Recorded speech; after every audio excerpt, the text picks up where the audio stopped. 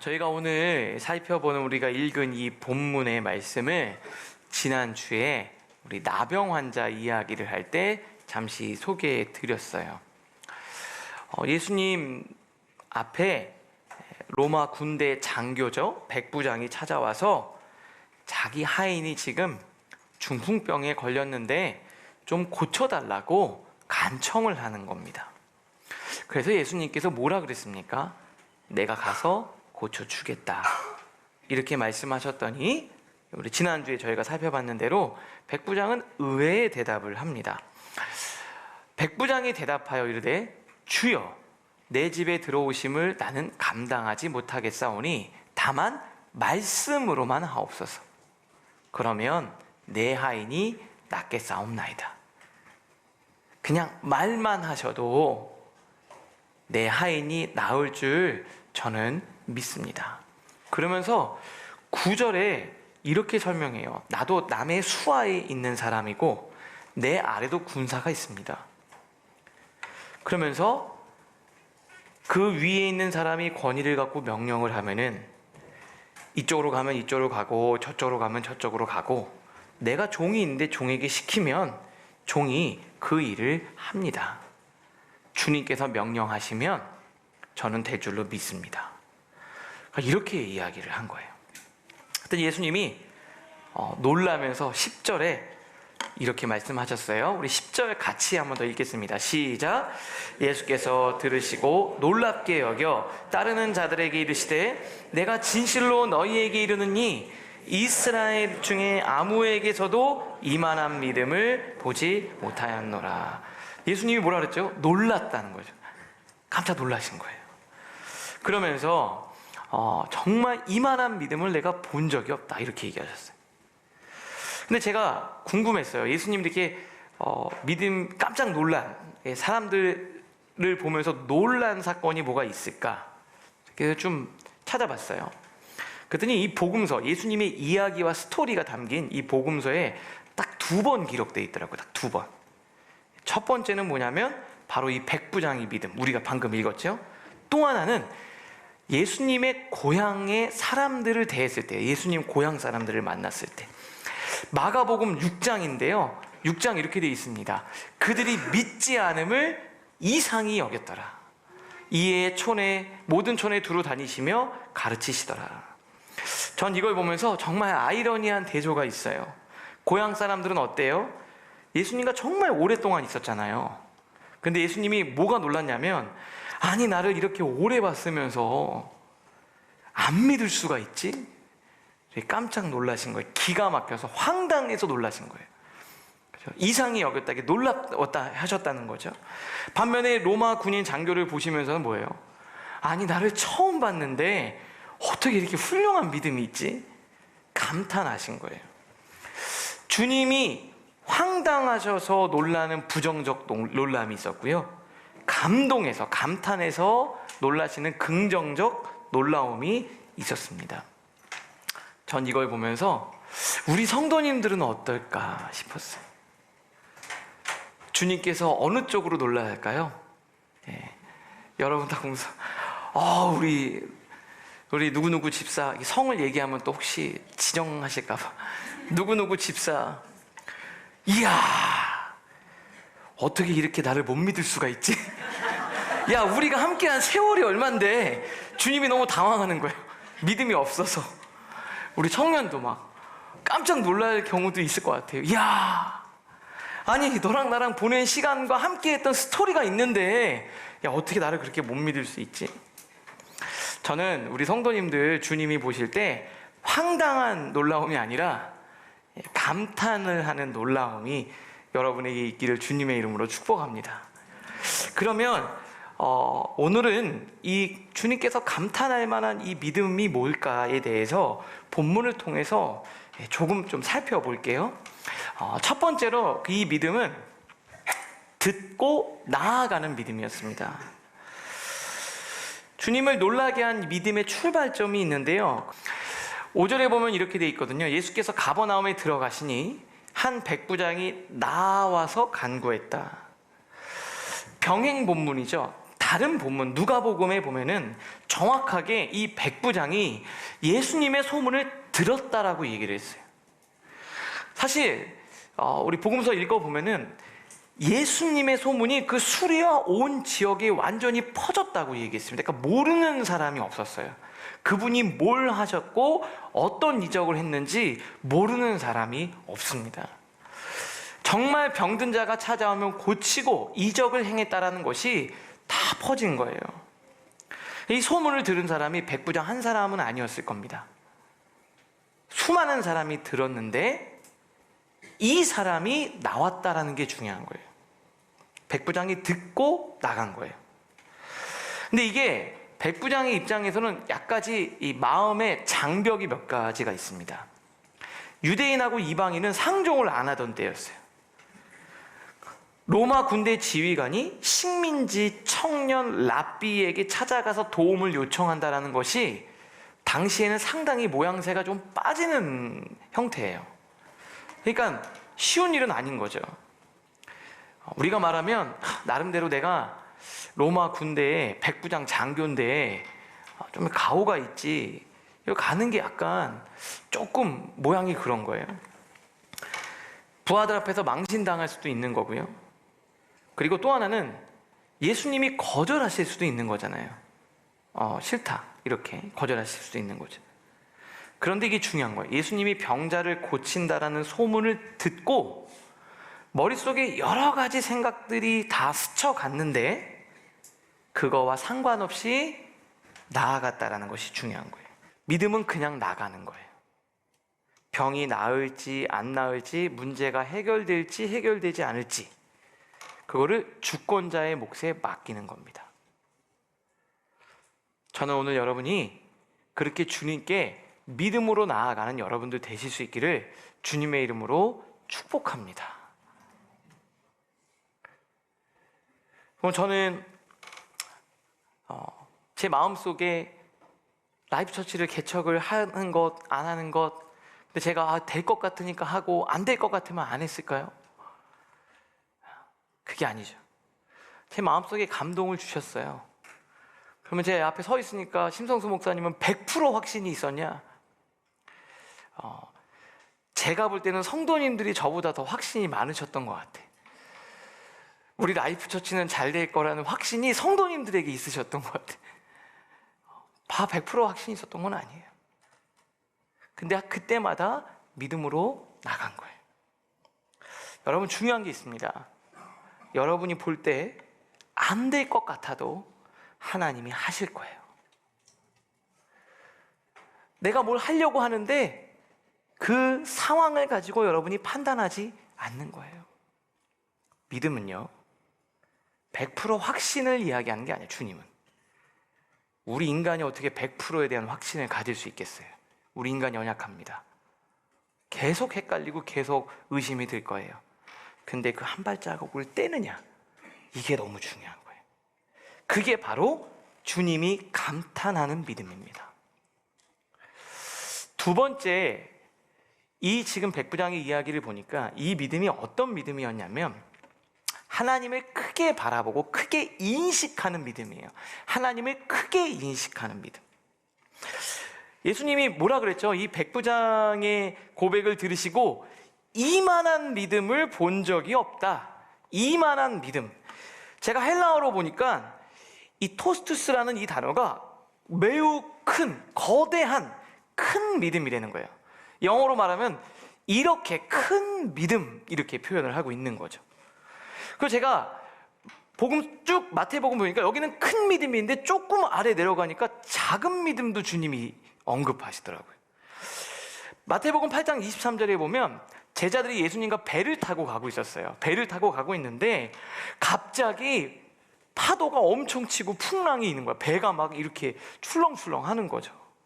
거센 파도 앞에 배가 침몰할 것처럼 느껴졌는지 제자들이 완전히 패닉에 빠져가지고 주무시는 예수님을 본 거예요. 아니, 이 상황에 어떻게 잘 수 있냐고 예수님을 깨우면서, 예수님 저희 다 죽을 것 같아요. 죽을 수도 있습니다. 저 좀 살려주세요. 막 이렇게 막 흔들어서 흥분해가지고 막 다 같이 막 우왕좌왕하고 있는 거예요. 25절 보니까 이렇게 돼 있어요. 우리가 죽겠나이다. 그랬더니 예수님이 이렇게 얘기해서 어찌하여 무서워하느냐? 믿음이 작은 자들아. 큰 믿음과 이 작은 믿음 두 가지를 비교하고 계시는 거예요. 근데 그래서 제가 또 궁금했어요. 계속 복음서를 계속 읽어갔는데 이게 마태복음에 보니까 여러 번 등장을 하더라고요. 근데 다 누구한테만 얘기했냐면 제자들, 늘 같이 있었던 제자들에게만 이야기를 했어요. 마태복음 14장에 보면 베드로가 예수님을 보고 무리를 걸어요.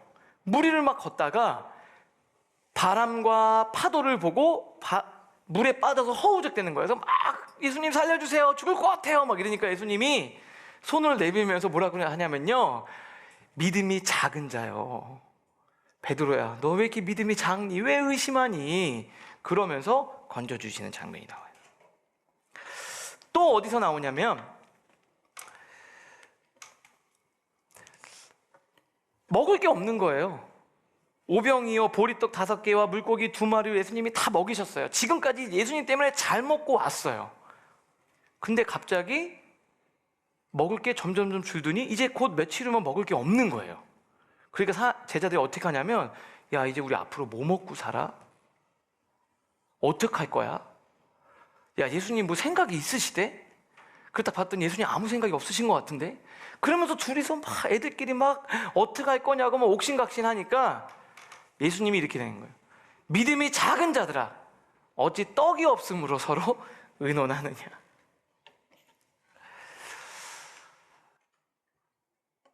우리 그 전에 살펴봤죠. 제자들이요, 우리 어느 날 갑자기 예수님 이렇게 예수님 따라다니다가 막 너무 좋아서 따라다니다 갑자기 이런 거예요.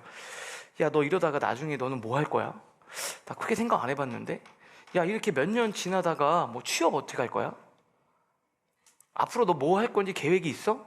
뭐 예수님이 그럼 너 한 자리 뭐 해주신대? 뭐 그런 얘기 없던데. 야 내일을 어떻게 할지 이러면서 갑자기 불안하기 시작한 거야. 나 이렇게 살아도 되나? 어떻게 먹고 살지? 내 진로는 어떻게 되지? 이러니까 걱정하니까 예수님이 뭐라 그래요? 오늘 있다가 내일 아궁이에 던져지는 들풀도 하나님이 먹이시는데 하물며 너희를 내가 굶길까 보냐. 믿음이 작은 자들아, 이렇게 얘기했다. 제가 보면서 이 믿음이 작다라는 얘기를 쭉 할 때 뭐가 작은 건가 봤더니 하나님이 작게 보인 거예요. 그리고 뭐가 되게 크게 보인 거죠? 문제가 엄청 큰 거예요. 그래서 제가 깨달았어요. 아, 문제가 크게 보이면 하나님이 작게 보이는구나. 여러분, 지금까지 공급해 주셨던 공급자는 안 보이고 여러분의 결핍만 보이고 해결사가 아니고 문제가 보이고 말씀이 아니고 현실만 보이면, 내 마음에서 문제가 커지면 하나님이 작게 보이는 거예요. 하나님에 대한 인식이 작은 거예요. 그래서 이사야에서 이렇게 얘기를 해요. 이사야서 40장 30절 31절 같이 읽겠습니다. 시작. 곤비하며 장정이라도 넘어지며 쓰러시되 오직 여호와를 앙망하는 자는 새 힘을 얻으리니 독수리가 날개치며 올라감 같을 것이요 다른 박질하여도 곤비하지 아니하겠고 걸어가도 피곤하지 아니하리로다. 자 보세요.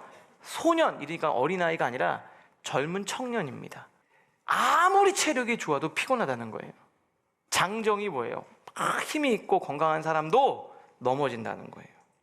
자, 이게 무슨 말이냐면요, 돈이 아무리 많아도 쓰러지고 넘어진다는 거예요. 아무리 돈 많아도, 아무리 건강한 것처럼 보여도, 아무리 똑똑해도 다 넘어진다는 거예요. 반드시 넘어진다는 거예요. 이 말은 그걸 이야기하는 거예요. 근데 유일하게 안 넘어지고 끝까지 믿음으로 갈 수 있는 비결이 있다는 거예요. 그게 바로 오직이 뭐예요? 여러 가지 옵션 중에 요거 하나다. 뭐 잘 갈 수 있는 게 여러 가지 있어. 뭐 자기 개발도 보고 뭐 어디 가고 여러 가지가 아니라 오직 딱 하나밖에 없다는 거예요. 여호와를 앙망이 뭐예요? 앙망이 뭐야? 바라보는 거예요. 그냥 바라보는 거예요. 뭐 하는 게 아니라 할 수 있는 게 없는데 그냥 바라보는 자에게 하나님이 새 힘을 주시겠다 이거예요. 문제를 보면 하나님이 작게 보이는 거예요. 그래서 뭐라 그러니까 소년도 피곤하고 장정도 넘어진다 이 말이에요. 하나님을 바라보는 거예요. 하나님을 바라보는 거예요. 오직 이거밖에 없다라는 거예요. 여러분, 문제를 많이 묵상하지 마시고 늘 하나님을 바라보실 수 있기를 바랍니다. 내 삶의 문제가 커 보이냐 아니면 하나님이 커 보이냐, 이 두 가지의 싸움이에요. 오늘 본문에 보면은 백부장이 뭐라 그럽니까? 오실 필요도 없습니다. 제가 군대에 있어 보니까 부하에게 명령하면 바로 진행이 됩니다. 하나님께서 말씀만 하시면 될 줄로 믿습니다. 인지하고 있잖아요. 하나님을 크게 인지하고 있다는 거예요. 근데 왜 그럴까 봤더니 이 백부장의 병행 본문을 다른 누가복음을 보니까 주변 사람들이 이 백부장을 엄청 칭찬하더라고요. 회당을 지어줬대요. 회당이 뭐예요? 모여서 말씀 보는, 이 말씀을 보는 회당을 지어준 거예요. 교회를 지어준 거예요. 자기가 이방인이지만 그만큼 말씀을 사모하고 매일 묵상하는 사람이었던, 제가 짐작컨대 늘 회당에서 말씀을 가까이 하고 묵상하는 사람이었을 거예요. 그랬기 때문에 문제보다 하나님이 더 크게 보이는 거예요.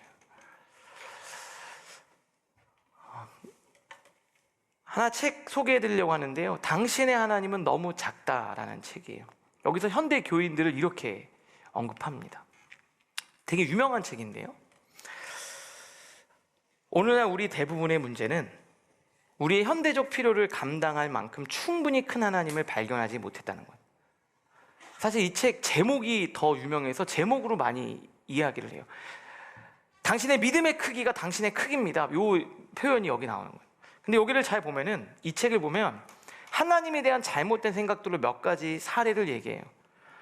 뭐 경찰관, 그러니까 우리를 감시하는 분, 인자한 뭐 할아버지 같은 분, 뭐 이렇게. 근데 여기 내용은 이거예요. 하나님을요, 친절하고 인자한 분, 부드럽고 따뜻하게 위로하는 분, 그리고 윤리 도덕적으로 바른 거를 알려주시는 분, 이런 분으로는 우리가 잘 받아들여요. 근데 실제적으로 내 삶에 역사하실 분으로 받아들이기가 어렵다는 거예요. 전능하신 하나님으로 받아들이는 게 어렵다는 거예요. 우리가 산상수훈 5장부터 7장까지 어때요? 예수님의 설교 어떻습니까? 굉장히 멋지죠? 원수를 사랑하라, 그죠? 그리고 팔복의 말씀, 심령이 가난한 자는 복이 있고, 미움도 살인이라고 이야기를 하고. 여러분, 그 산상수훈의 말씀은 안 믿는 사람들도 그 말씀에 대해서 너무나도 감동을 많이 받아요. 거부감 없이 잘 받아들입니다. 왜냐하면요, 그 말씀은 윤리적이고 상식적이고 이성으로 충분히 납득할 수 있기 때문에 그래요. 내 마음을 따뜻하게 위로해주고 올바른 길을 제시하는, 마치 도덕 교사로의 하나님과 예수님을 우리는 환영할 수 있어요. 근데 8장으로 들어오면 갑자기 예수님이 완전히 바뀌어요. 질병을 고치시고요, 풍랑을 단숨에 잠재우십니다. 자연을 컨트롤하세요. 그리고 우리의 삶에 거침없이 개입을 하시면서 기적을 베푸십니다. 근데 이걸 읽을 때 약간 당황스러워요. 그런 전능하신 초월적인 능력을 베푸시는 하나님에 대해서는 부담스러워한다 이 말입니다. 우리는 어떤 하나님을 원하냐면요, 부드럽고 점잖고 안전한 분위기를 원해.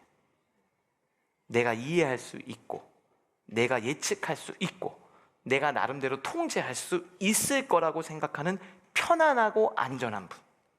근데 제가 말씀드릴게요, 예수님은 그런 분 아닙니다. 세상 사람들이 그런 초월적인 예수님에 대해서 얘기하면 안 믿을 텐데요, 그분들이 믿건 안 믿건 상관이 없어요. 왜 중요하냐면 여기 성경에 나온 게 진실이거든요.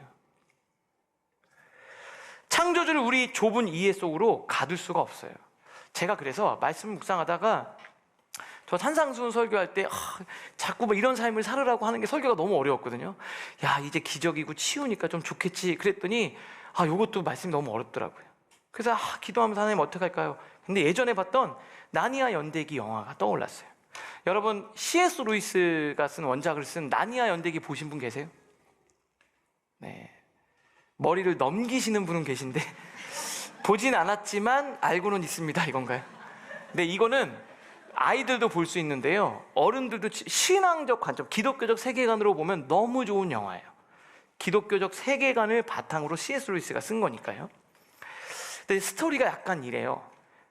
어떤 마녀의 저주로 100년째 꽁꽁 얼어붙은 이 절망의 땅이 있어요, 나니아. 근데 이 땅을 구원해줄 진정한 왕이 온다라는 거예요. 그 소식을 들어요. 그리고 이제 기다리는 거예요. 막 숨어서 아이들이 비버라는 어떤 사람의 집에서 기다리고 있어요. 근데 왕의 이름이 뭐냐면요, 아슬란입니다. 아슬란. 근데 아슬란이, 애들은 이렇게 생각한 거예요. 그럼 우리를 구원하실 분이니까 인자하고 점잖고 예의 바르고 따뜻한 사람일 줄 알았는데 뭘 알았냐면요, 거대하고 엄청 크고 맹렬한 사자였어요. 그러니까 애들이 긴장을 한 거예요. 겁을 먹은 거예요, 본능적으로. 그 수잔 갈루시가. 그래서 거기다가 그 비버한테 묻는 대화예요. 제가 대사를 좀 잠깐 소개해 드릴게요. 그는 안전한가요? 사자를 만나면 되게 떨릴 것 같아요. 그랬더니 이렇게 얘기를 해요. 아슬란 앞에 나타나도 무릎이 덜덜덜 떨리지 않는 사람은 보통의 사람들보다 용감하거나 아니면 멍청하거나 둘 중 하나일 거예요. 그 다음에 질문이 뭔지 아세요? 그럼 안전하지 않은 건가요? 안전하다고요? 누가 안전하다고 했어요? 안전하지 않죠. 근데 이게 중요해요. 그런데 그분은 선하세요. 그분은 왕이셔요. 이게 우리 하나님이에요. 선하면서 동시에 두려운 존재. 이게 성경에서 말하는 우리 하나님의 모습이에요. 여러분, 선한 분이면 편안하고 안전하고 내가 다 이해가 되는 분이라고 생각하는데 그렇지 않아요. 무서운 분이면 나쁜 사람이라고 생각하잖아요. 하나님을 진짜로 만난 사람들은 다 이렇게 느낄 거예요. 안전하지 않으세요? 하지만 하나님은 너무 선하시고 내가 통제할 수 없지만 그분은 너무나도 대단하시지만 이성을 뛰어넘지만 그분이 나를 사랑하시는 선한 분이세요. 저는 이 하나님을 여러분들이 복음서를 읽는 동안에 다 만나실 수 있기를 주님의 이름으로 축복합니다. 마지막 세 번째인데요, 나의 작은 믿음, 크신 하나님. 저도 강단에서 이렇게 말씀을 큰 믿음을 가집시다 라고 말을 하지만요, 저도 두렵고 이 불안함을 인간이기 때문에 떨쳐내기가 어려워요. 근데 기도하는 중에 마태복음 8장의 말씀 전체가 저한테 위로가 되더라고요. 여러분, 백부장이 큰 믿음이 있어서 예수님이 고치셨잖아요. 그러면 풍랑 앞에서 우리 죽어요 예수님, 저 좀 살려주세요 라고 얘기했던, 야 니네들은 왜 이렇게 믿음이 없냐. 그리고 그냥 가셨나요? 손을 뻗어서 건져주셨나요? 손을 뻗어서 건져주셨더라고요. 베드로가 막 가다가 예수님 나 죽을 것 같아요 살려주세요 그랬더니 너는 수제자라는 녀석이 네가 알아서 올라와 임마 이렇게 하시지 않고 건져주셨어요. 야 내가 여기 있는데 왜 이렇게 불안해 이러면서 건져주셨어요. 앞으로 뭐 먹고 살지 고민하면서 자기들끼리 뭐 능력도 없으면서 고민하고 있는 제자들 보면서 이야 믿음이 적은 자들아 그러면서 니들이 알아서 해봐 나 못 믿으니까 이렇게 하셨나요? 먹을 거 주셨나요? 먹을 거 주셨어요. 우리를 구원하고 살리는 거는 내 믿음의 크기는 아니더라고요. 나와 함께 배를 타고 계시는 그 주님의 크기에 내가 오늘도 살 수 있는 겁니다. 여러분 앞으로도 풍랑이 들이닥치겠죠. 여러분의 삶에. 기왕이면 우리 성도님들 큰 믿음으로 하나님을 감탄시키면 좋겠지만 연약한 믿음에도 하나님께 부르짖을 때 주님이 여러분 응답하실 줄 저는 믿습니다. 그 하나님, 제 생각 속에도 저 가정에 답이 있을까? 될까? 근데 하나님께 기도하니까 되더라고요. 야, 저 청년은 어떻게 될까? 되더라고요. 불안하고 두렵지만 하나님께 손을 뻗을 때 주님이 여러분의 손을 잡아주실 겁니다. 우리 하나님은 능력이 많으시고 위대하신 분입니다. 여러분들, 우리 젊은 세대들은 그런 초월적인 말도 안 되는 그런 이야기 하면 요즘 젊은 사람들 안 믿습니다. 그런데 여러분, 젊은 사람들이 교회를 오고 안 오는 것보다 하나님을 바르게 하는 게 중요하잖아요. 여러분의 하나님의 크기가 어떠세요? 우리 하나님은 위대하신 분입니다. 어느 날 그분을 만나게 되는 날이 저는 올 거라고 믿어요. 그게 오늘이었으면 좋겠습니다.